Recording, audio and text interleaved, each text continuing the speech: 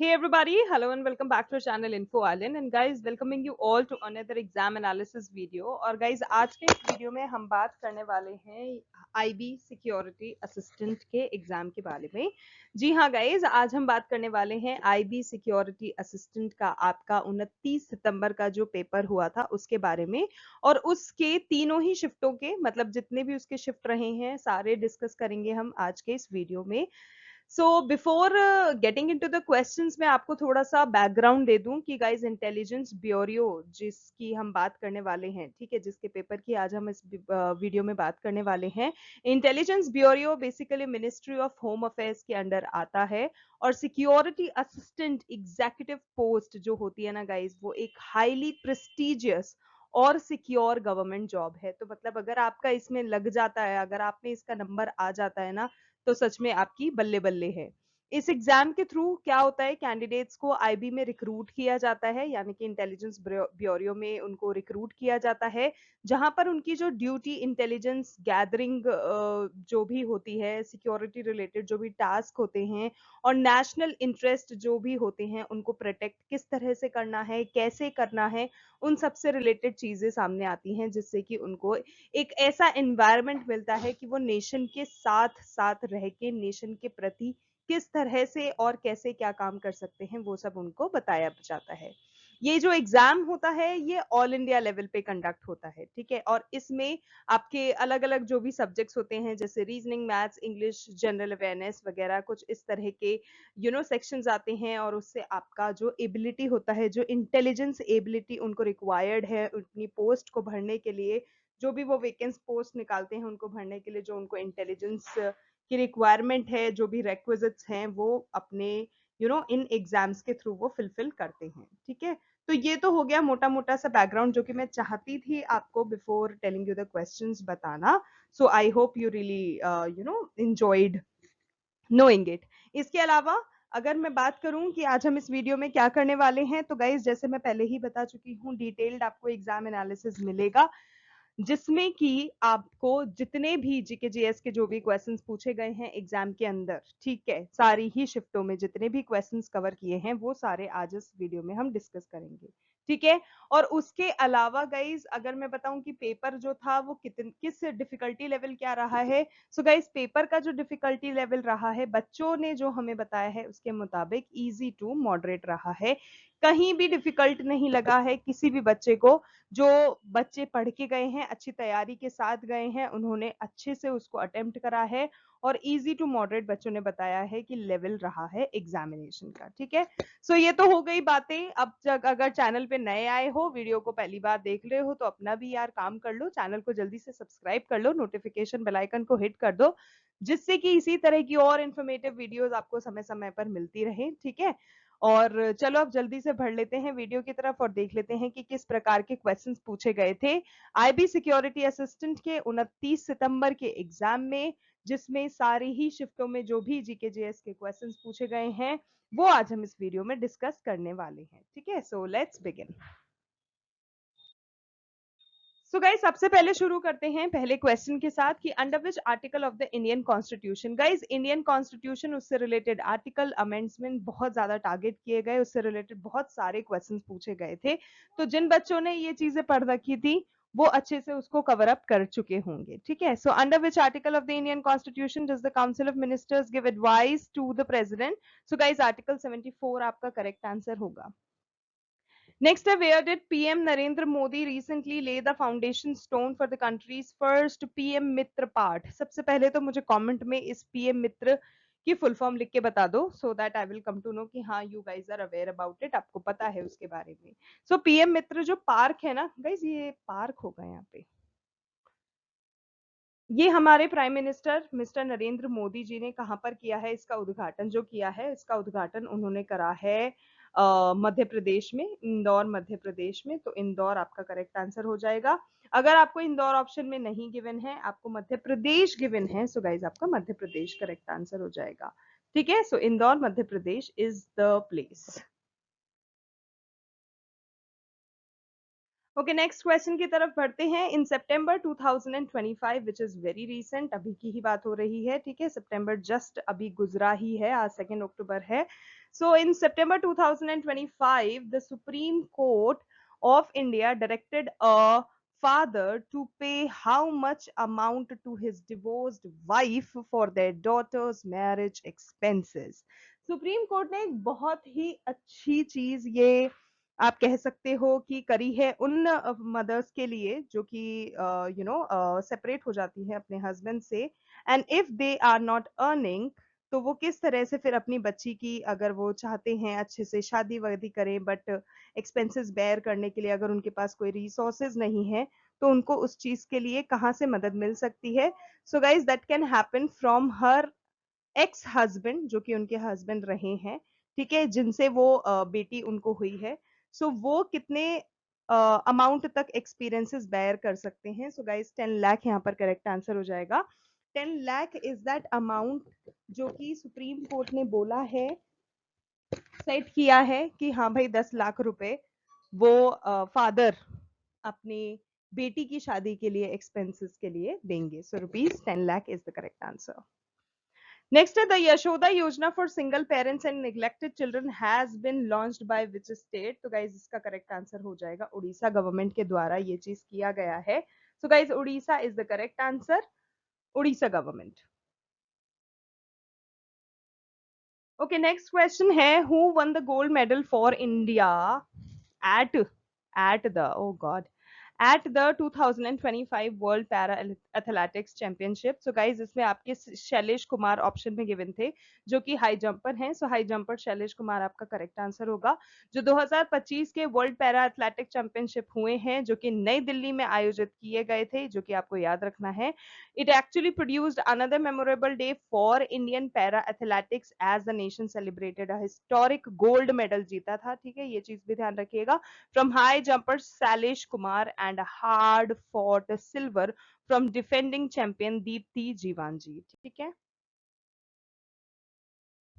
Okay, under which ministry does the Central Information Commission function? Central Information Commission, जिसको हम short में CIC भी बोलते हैं, ये जो है ये department of personal and training which is DOPT in short, इसके अंडर आता है। अब इफ वी टॉक अबाउट कि ये जो department of personal and training है ये किसके अंडर आता है? So guys department of personal and training, it comes under ministry of personnel public grievances and pensions. तो आपको ऑप्शन में ministry of personnel public grievances and pension given था, जो कि आपका करेक्ट आंसर होगा। ओके, चिकन करी हम सब जानते हैं, चिकन करी के कपड़े हम सभी ने कभी ना कभी तो पहने ही होंगे, अगर नहीं पहने हैं तो गाइस जरूर से एक्सप्लोर करना because it is amazing form of cloth material, ठीक है। So chicken curry basically embroidery जो है बहुत ज्यादा फेमस है। आपसे पूछा ये गया था कि वो किस इंडियन स्टेट से बिलोंग करती है, एसोसिएटेड है। सो बेसिकली चिकन करी के जो एम्ब्रॉयडरी के कपड़े हैं ये आपको ज्यादातर उत्तर प्रदेश में देखने को मिलेंगे because they are related to and associated to Uttar Pradesh. Next है the 73rd constitutional amendment of India is related to what? So guys 73rd constitutional amendment of India is basically related to Panchayati Raj and its system.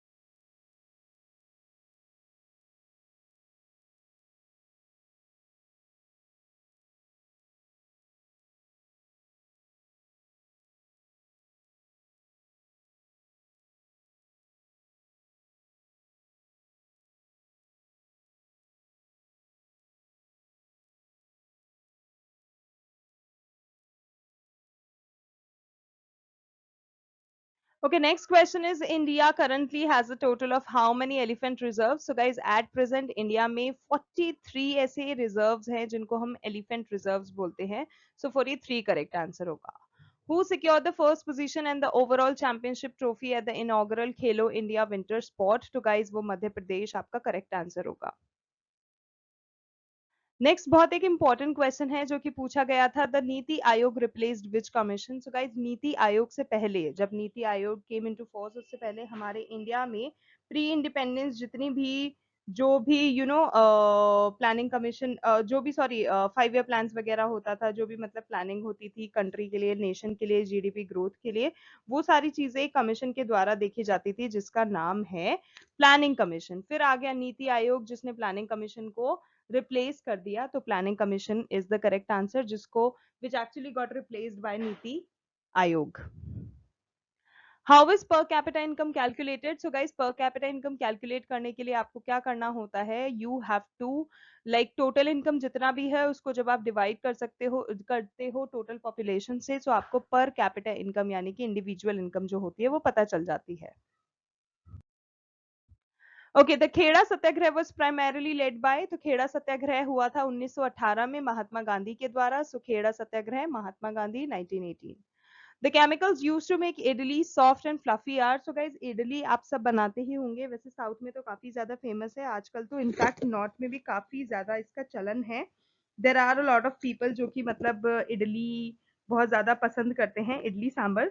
So guys if you are aware, और अगर आपने इडली बनाई होगी या बनते हुए देखी होगी, तो आपको पता होगा जब आप इडली प्रिपेयर करते हैं तो उसको सॉफ्ट, बेहद soft, I would say not only soft, बेहद सॉफ्ट और फ्लफी बनाने के लिए उसमें एक तरह का एसिड ऐड किया जाता है. तो व्हाट इज दैट? तो वो होता है बेकिंग सोडा, जो कि जिसकी मदद से इडलीज जो होती हैं वो काफी ज्यादा नरम और सॉफ्ट और काफी ज्यादा फ्लफी सी बनती हैं. सो बेकिंग सोडा आपका करेक्ट आंसर होगा. Okay, which missile was recently test fired twice by DRDO? सबसे पहले तो डीआरडीओ की फुल फॉर्म लिख के बता दो. फॉर द इंडिया आर्मी, ठीक है, इंडियन आर्मी के लिए डीआरडीओ ने एक रिसेंटली मिसाइल लॉन्च करी है, टेस्ट फायर करी है, जो कि शायद जून जुलाई महीने में हुआ था, if I am not wrong. ठीक है, तो जो उसका नाम है वो है प्रलय मिसाइल. तो प्रलय आपका करेक्ट आंसर हो जाएगा, क्योंकि आपको ऑप्शन में भी सिर्फ प्रलय ही गिवन था जितना मुझे याद है. Okay, next is which minerals are found in the Chota Nagpur Plateau? So guys, Chota Nagpur Plateau में आपको आयरन, माइका, कोल, बॉक्साइट, इस तरह के कुछ खनिज पदार्थ देखने मिलते हैं, जो कि वहां पे बहुत ज्यादा इजीली भी अवेलेबल होते हैं, और बहुत ज्यादा छोटा नागपुर प्लेट्यू जाना जाता है इन मिनरल्स के लिए. इन मिनरल्स के आप कह सकते हो वहां पर मिलते हैं इसीलिए.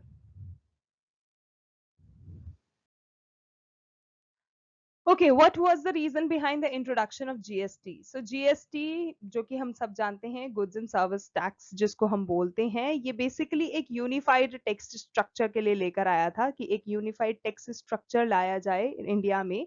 सो जो रैशनल मतलब आइडिया जो है इस जीएसटी को लेकर आने के लिए, वो यही है कि एक यूनिफाइड टैक्स स्ट्रक्चर को क्रिएट किया जाए, जिससे कि जितने भी स्कैडिंग इफेक्ट होते हैं, मल्टीपल जो भी इनडायरेक्ट टैक्सेस लगते हैं ना उसके, वो खत्म हो जाएं, खत्म नहीं हो तो कम हो जाएं. ठीक है, and fostering a seamless flow of goods and services across state borders. So this was the basic idea behind bringing GST alive. Okay, which Chola king? I read it as Chola. I'm so sorry. Which Chola king captured Madurai and took the title of Madhurantaka and Madurai Konda? सो ये कार्य जो था ये किया गया था पारंटका प्रथम के द्वारा, जिन्होंने रूल करा था 907 टू 953 सीई से, जिन्होंने मदुरै को और फिर अडॉप्ट कर लिया था, मतलब उन्होंने मदुरै पे अपना शासन जमाया, एंड फिर उन्होंने अडॉप्ट कर लिए थे मधुरंटक जो टाइटल थे वो, जिसका मतलब होता है destroyer of Madurai, and Madurai Konda जिसका मतलब होता है कैप्चरर ऑफ मदुरै. सो ये दोनों ही टाइटल्स फिर उन्होंने अपने नाम ले लिए थे, both the capturer also and the destroyer also of Madurai. Okay, next question. Most of the rivers in peninsular India flow towards the east. What is the reason? So इसके पीछे का जो मेन मुद्दा है वो यही है कि वहां पे एक पेनिनसुलर प्लेट्यू जो है उसका टिल्ट है, which is the tilt of peninsular plateau, which is the basic and the most common reason कि जितनी भी rivers हैं peninsular India में वो east की तरफ ही बहती हैं. ओके, सो नेक्स्ट क्वेश्चन की तरफ बढ़ते हैं. The tripartite struggle in early medieval India was fought over which place? So guys ये जो हुआ था ये कन्नौज के लिए किया गया था. सो कन्नौज आपका करेक्ट आंसर होगा. Which river does not form a delta? So guys it is the Narmada river जो कि एक डेल्टा फॉर्म नहीं करती है. उसके फॉर्मेशन में कहीं भी किसी भी तरह का नर्मदा नदी का कोई हाथ पैर नहीं है. Okay, what is the unemployment rate as per the latest labor force survey? So guys, सर्वे के मुताबिक 3 महीने की रिपोर्ट्स अब तक सामने आ चुकी हैं अनएम्प्लॉयमेंट रेट की, जो कि इंडिया में देखा जा रहा है. जिसमें अगर हम अगस्त महीने की बात करें तो इट इज 5.1%. अगर हम जुलाई की बात करें तो इट इज 5.2%. और अगर हम जून की बात करें तो इट इज 5.6%, जो कि अनएम्प्लॉयमेंट रेट रहा है as per the latest labour force survey. Okay, what are Himalayan ranges from south to north, जो कि साउथ टू नॉर्थ फ्लो करती हैं. सो गाइस बेसिकली जो हिमालयाज है उसमें 4 पैरेलल माउंटेन रेंजेस हैं जो कि साउथ से नॉर्थ की तरफ बहती है, जिसमें शिवालिक हिल्स हो गया जो कि साउथ में है, लोअर हिमालयन रेंज हो गया, ग्रेट हिमालयाज हो गया जो कि हाईएस्ट है और सेंट्रल रेंज है, और उसके बाद फिर टिबेटन हिमालयाज आ जाता है जो कि नॉर्थ की तरफ है. साउथ से नॉर्थ आते आते आपको ये सारे रेंजेस देखने को मिलते हैं जो कि फॉर्म करते हैं Himalayan ranges from south to north. Okay, operation Hangul is related to which animal? So guys Hangul जो है वो बेसिकली एक तरह का कश्मीर स्टैग एनिमल है. तो कश्मीर स्टैग आपका करेक्ट आंसर होगा. Next is khulan conservation is for which species? So guys it is for wild asses. Wild ass जो है, ठीक है, उनके लिए. Okay, when was the FRBM Act implemented in India? So FRBM Act क्या होता है, कोई बता सकता है मुझे comments में? If yes, जरूर से tell me. If not, we will discuss it about it in the next video. So FRBM Act जो है वो basically इंडिया में 2003 में implement किया गया था. Next is which committee is responsible for reviewing the budget decided by the government? So guys, government के द्वारा जो एक बजट डिसाइड किया जाता है उसको एस्टिमेट्स कमिटी देखती है, और उनके द्वारा देखने के बाद उनको रेस्पॉन्सिबिलिटी दी जाती है कि वो एस्टिमेट करें कि जो गवर्नमेंट ने बजट डिसाइड किया है उसमें सारी चीजें सही हैं या नहीं. वो बेसिकली उसको रिव्यू करते हैं. Okay, what is the southernmost point of Lakshadweep? So it's Minicoy Island. Okay, who received the Bal Sahitya Puraskar for an English book? So it's Nandini Sengupta, जिनको बाल साहित्य पुरस्कार दिया गया है एक इंग्लिश बुक के लिए. Why do idli and cakes rise when baking soda is added? So guys, idli और जो cakes होते हैं उनमें जब एक acid को हम डालते हैं, जैसे कि बेकिंग सोडा हो गया, तो जो वो होते हैं वो फूलते हैं, फ्लफी बनते हैं, काफी ज्यादा सॉफ्ट बनते हैं. Acid. Next is how does state election commission work? So guys जैसे ही जिस तरह से एक इलेक्शन कमीशन ऑफ इंडिया जो होता है उसको स्टेब्लिश किया जाता है to oversee parliamentary and state assemblies, जितने भी जो कंट्री में हो रहे हैं उनके इलेक्शंस देखने के लिए, तो उसी तरह से स्टेट इलेक्शन कमीशंस को भी लाया जाता है, बैठाया जाता है, जिनको स्टैब्लिश किया जाता है हर एक स्टेट में, जिससे कि वो कंडक्ट कर सकें local panchayat election. This is how the election commission work and for what it comes up. Guys बहुत एक इम्पॉर्टेंट फंक्शन जो होता है एक स्टेट इलेक्शन कमीशन का वो ये होता है to conduct elections to Panchayati Raj institutions, to prepare the voter list, set dates for nominations, make public announcements of the election and handle the nomination of candidates for the election. So these are some of the important functions जो कि एक state election commission करता है. इसके अलावा publication of the list of candidates contesting the election, ये कार्य भी किया जाता है स्टेट इलेक्शन कमीशन के द्वारा, जो कि हर स्टेट में किया जाता है.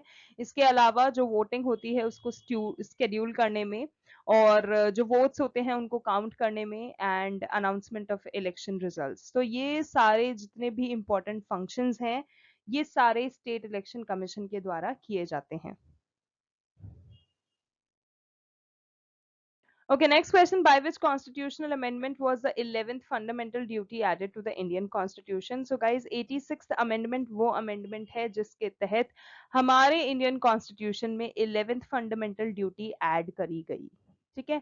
Next is the 3-tier system of Panchayati Raj in India was recommended by which committee? So guys, ये जो recommendation है ये बलवंत राय मेहता कमेटी जो है उसके द्वारा किया गया था, और उसके बाद ही जो 3 tier सिस्टम ऑफ पंचायती राज है वो इंडिया में लेकर आया गया. In which city of Bihar was the Makhana board established? So guys, Prime Minister Narendra Modi ji ने इनॉग्रेट करा है नेशनल मखाना बोर्ड, जो कि पूर्णिया में किया है. सो पूर्णिया आपका करेक्ट आंसर होगा.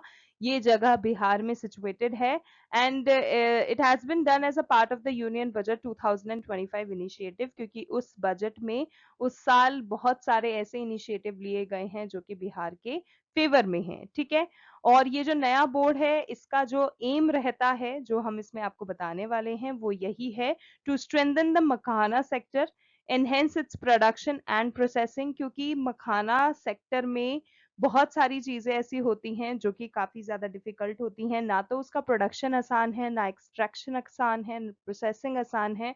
वो सारी चीजें करने के लिए ही ये मखाना बोर्ड बनाया गया है, जिससे कि उसका प्रोडक्शन भी बढ़ेगा, उसकी प्रोसेसिंग में भी इजीनेस आएगी और बढ़ोतरी होगी, और उसका जो एक्सपोर्ट है वो ग्लोबली रीच करेगा. Okay, next is in the Maurya Empire, what was the chief officer in charge of the royal treasury called? So guys, उसको हम समहर्तक के नाम से जानते थे. रॉयल ट्रेजरी जो होते थे उसको उसके जो चीफ ऑफिसर्स होते थे, जो उसके इंचार्ज होते थे मौर्यन एम्पायर में, उनको समहर्ता के नाम से जाना जाता था. Okay, before 1911, what was the capital of British India? So guys, उसको कलकत्ता, ठीक है, जो कि आज के समय में दिल्ली है. पहले जो हमारी कैपिटल थी वो थी कोलकाता, जिसको कलकत्ता के नाम से भी जानते हैं. It was the capital of British India until 1911. Calcutta served as the center of British administration and trade during the colonial period. It was the headquarters of the East India Company before the British Crown assumed direct control of India in the year 1858. So before 1911, it was Kolkata या फिर Calcutta आप कह सकते हो, जो कि British India की capital थी. Okay, under which article of the Indian Constitution is the right to equality guaranteed? So guys, ये आर्टिकल 14 से आर्टिकल 18 जो हैं वो कवर करते हैं. इसमें राइट टू इक्वालिटी गारंटी किया जाता है इंडियन कॉन्स्टिट्यूशन का. स्पेसिफिकली जो आर्टिकल 14 है वो ये बोलता है कि जो स्टेट होता है, it shall not deny to any person equality before the law और equal protection of the laws within the territory of India. So ये जो है ये आर्टिकल 14 के अंतर्गत आता है. ये इंश्योर करता है कि सारे ही इंडिविजुअल्स जो हैं वो इक्वली ट्रीट करे जाएं, और किसी भी तरह का कोई डिस्क्रिमिनेशन नहीं हो, चाहे वो रिलीजन के बेस पे, रेस के बेस पे, कास्ट के बेस पे, सेक्स के बेस पे, या फिर प्लेस ऑफ बर्थ के बेस पे हो. सो बेसिकली जो इक्वालिटी का राइट है वो हमारे आर्टिकल 14 से 18 के बीच में गारंटी किया जाता है, and it is article 14 which state all of these things. Okay, who was the founder of the Mughal Empire in India? So it was Babur. ठीक है, जो बाबर हैं, अगर उनके हम जीवन काल की बात करें तो उनका जन्म था 14 फरवरी 1483 और उनका देहांत हुआ 26 दिसंबर 1530, जो कि जाहिरुद्दीन मोहम्मद उनका नाम जो था वो था, and he was the founder of the Mughal empire in the Indian subcontinent. Okay, why did Subhash Chandra Bose form the Indian National Army, which is INA? So basically Indian independence को सिक्योर करने के लिए British rule से initially जो मोहन सिंह हैं उन्होंने ये Indian national army लेकर आया एंड बाद में sorry yes yes yes yes Mohan Singh के द्वारा सबसे पहले उसका स्थापना हुई थी और उसके बाद फिर सुभाष चंद्र बोस ने उसको लीड करा था।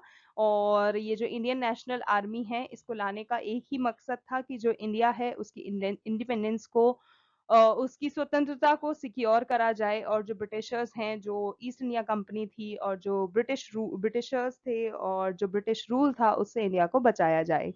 जो आईएनए है उसने ये सारी चीजें करा था और फॉट भी किया था under the command of the Japanese military in the south east Asia. Okay, which is not recommended measure to mitigate the impacts of earthquake. So guys, banning all development activities in the affected state is that particular recommendation जो कि बिल्कुल गलत है। इस तरह का कोई measure recommend नहीं किया जाता to mitigate the impacts of earthquake. Okay, under which scheme does a member of parliament adopt a village for its holistic development? So guys, संसद आदर्श ग्राम योजना आपकी वो योजना है जिसके तहत जिस स्कीम के तहत जो मेंबर ऑफ पार्लियामेंट है वो एक विलेज को अडॉप्ट करता है उसके होलिस्टिक डेवलपमेंट के लिए। Which type of forest remains green throughout the year and does not shed its leaves? So it is tropical evergreen forest. Evergreen उसका नाम रखा इसीलिए गया है क्योंकि वो हमेशा हरा भरा रहता है और वहाँ की जो लीव्स होती हैं वो कभी नहीं गिरती हैं, कभी शेड डाउन नहीं होती हैं। So tropical evergreen forest. Okay, primitive subsistence farming mostly depends on which factors? So ये जो है ये मानसून पे डिपेंड करता है और सॉइल फर्टिलिटी पे डिपेंड करता है। Okay, riverine islands, braided channels and flood-like situations are commonly found in which rivers? So guys, Brahmaputra river आपका यहाँ पे correct answer हो जाएगा क्योंकि ब्रह्मपुत्र river में riverine island भी है, braided channels भी हैं और flood-like situations भी होती हैं। What is 52nd constitutional amendment? तो ये जो 52nd कॉन्स्टिट्यूशनल अमेंडमेंट है ये एंटी डिफेक्शन इन इंडिया से रिलेटेड है। ये जो 52nd कॉन्स्टिट्यूशनल अमेंडमेंट एक्ट है इसको 1985 में लेकर आया गया और इसको इंट्रोड्यूस करा गया to introduce different different provisions related to anti defection in India. इसको अमेंड किया गया आर्टिकल 101, 102, 190 एंड 191 में establishing the process for disqualifying legislators on grounds of defection and inserting the 10th schedule into the constitution। ठीक है, फिर 10वां जो schedule था वो इसके तहत ऐड करा गया और ये जो अमेंडमेंट है इसका एम है to protect India's democracy from destabilizing effects of political defections, thereby promoting party discipline and stability in governance। तो गाइज ये था हमारा आईबी सिक्योरिटी असिस्टेंस 2025 के 29 सितंबर के सभी शिफ्टों का एनालिसिस जिसमें हमने वो सारे ही जीके जीएस के क्वेश्चंस डिस्कस करे जो कि आपके पेपर में पूछे गए थे। अगर आपने पेपर दिया था तो अपना फीडबैक जरूर से कमेंट्स में शेयर करना। We would love to hear from you and if I have missed out on anything तो please do let us know about that also जिससे कि it helps the other candidates. And exam related अगर आपको इसी तरह के और latest updates चाहिए, लेटेस्ट वीडियोस चाहिए, informative and exam analysis video हुआ या प्रिपरेटरी वीडियो हुआ तो जरूर से चैनल को सब्सक्राइब कर लेना, बिल्कुल मत भूलना एंड नोटिफिकेशन बेल आइकन भी हिट कर देना। आज के लिए गाइस इतना ही बस। Thank you so much for watching. Thank you so much for your time. We will see you in our next video. तब तक के लिए all the best for all your exams.